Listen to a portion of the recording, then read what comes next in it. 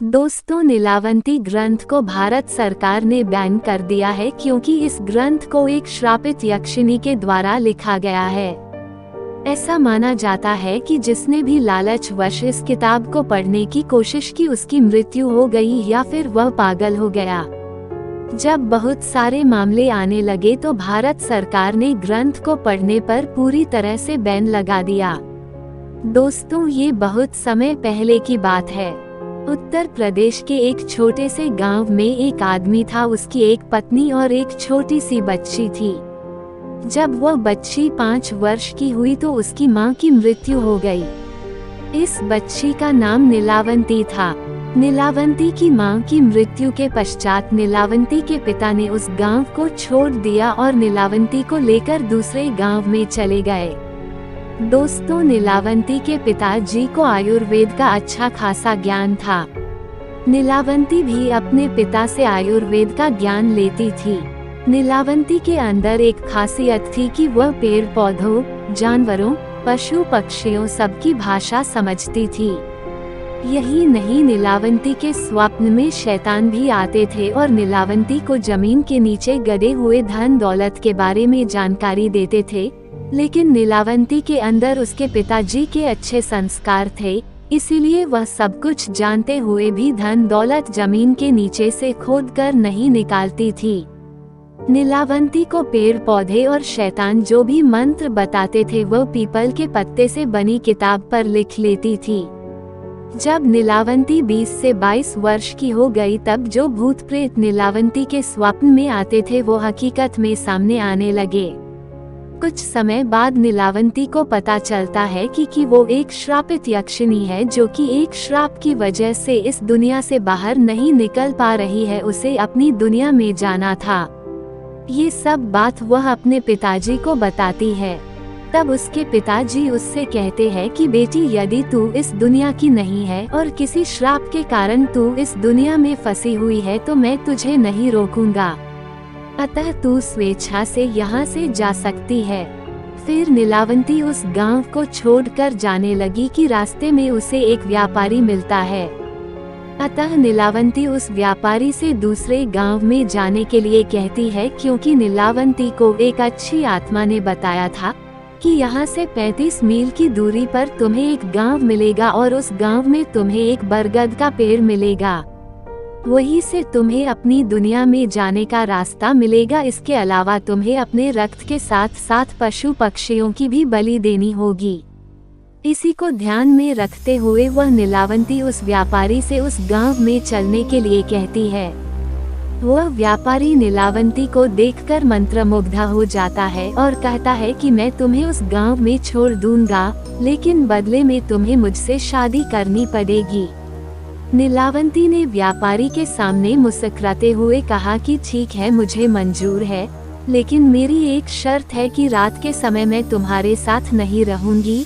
मैं कहाँ जाती हूँ, क्या करती हूँ, इसके बारे में तुम मुझसे कुछ नहीं पूछोगे। व्यापारी ने कहा कि ठीक है, मुझे मंजूर है। उसके बाद वह व्यापारी नीलावंती को अपनी बैलगाड़ी में बिठाकर उस गांव में ले गया। फिर शर्त के अनुसार नीलावंती ने उस व्यापारी से विवाह कर लिया। रात के समय नीलावंती प्रतिदिन बरगद के पेड़ के नीचे तंत्र मंत्र करने के लिए चली जाती थी। वहां पर वो अपना रक्त और पशु पक्षियों की बलि भी चाहती थी।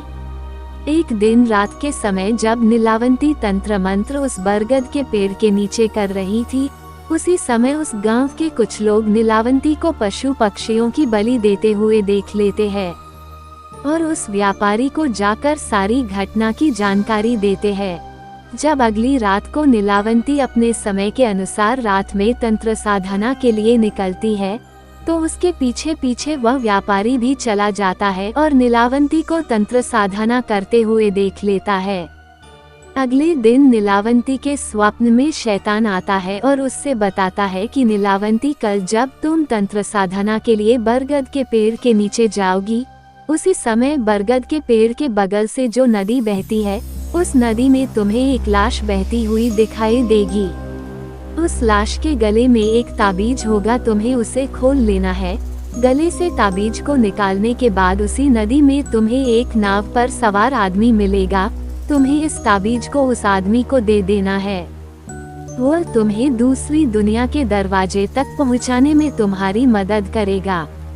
उस शैतान ने नीलावंती से ये भी कहा कि तुम्हें अपनी दुनिया में वापस लौटने का सिर्फ यही एक ही मौका मिलेगा, दोबारा मौका तुम्हें नहीं मिलेगा। अगले दिन नीलावंती बहुत खुश हुई और रात के समय बरगद के पेड़ के नीचे चली गई। वह तंत्र साधना करके अपने रक्त की तथा पशु पक्षी की बलि दे ही रही थी कि उसे नदी के किनारे एक लाश बहती हुई दिखाई देती है। नीलावंती उस लाश के पास जाती है और उसके गले में बंधे हुए ताबीज को निकालने की कोशिश करती है। उसी समय वहां पर वह व्यापारी भी आ गया, जो अपने असली शैतानी रूप में आ गया था।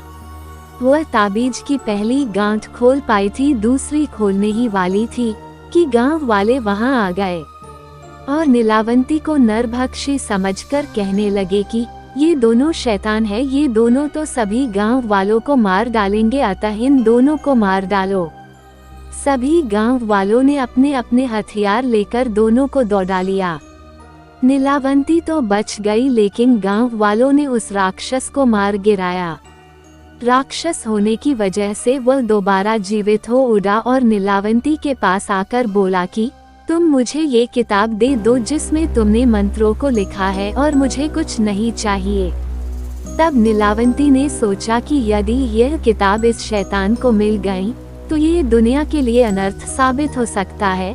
अतः नीलावंती ने उस किताब को श्रापित करते हुए कहा कि जिसने लालच में आकर इस किताब को पूरा पढ़ लिया उसकी तुरंत मृत्यु हो जाएगी, और जिसने इस किताब को आधा पढ़कर बीच में ही छोड़ दिया वह पागल हो जाएगा। ये कहकर नीलावंती उस किताब को लेकर भाग गई। उसके बाद नीलावंती का आज तक पता नहीं चला कि वह कहाँ गई। कुछ समय पश्चात वह किताब एक साधु को मिलती है। उस साधु के मन में किसी भी तरह का कोई लालच नहीं था।